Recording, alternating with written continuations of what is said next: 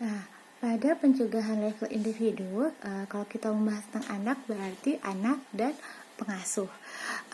Kalau pada anak, nanti kita bahas yang pertama, kita bahas yang orang tua ataupun pengasuh.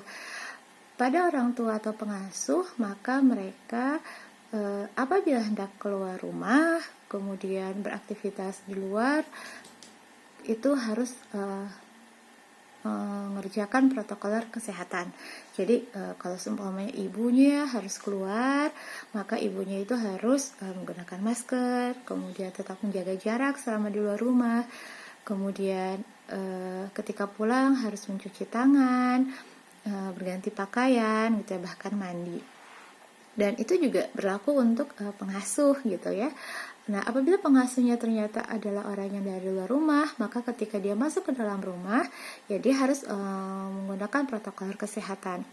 Artinya, kalau pengasuh ketika mengasuh anak, sebaiknya dia menggunakan masker. Kalau seandainya pengasuhnya itu yang pulang pergi, seperti itu.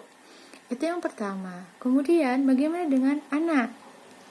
Nah, anak ini sebaiknya diusahakan gitu ya, di rumah aja gitu ya, dia hanya di rumah saja.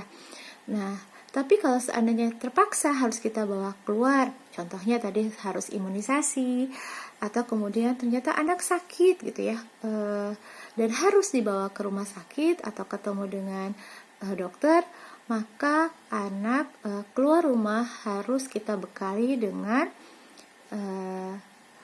alat-alat yang mendukung protokol kesehatan. Apa gitu? Pertama ya, pada anak yang usia 2 tahun itu boleh menggunakan masker. Kemudian untuk anak-anak yang di bawah 2 tahun, IDAI tidak menganjurkan untuk menggunakan masker karena khawatir tertutup hidungnya terlalu lama, kemudian menjadi kesulitan bernafas gitu ya, atau bisa tercekik ataupun tersedak. Dan anak di bawah umur 2 tahun sulit untuk berkomunikasi gitu. Jadi malah khawatir menyebabkan kegawat daruratan pada saluran nafas.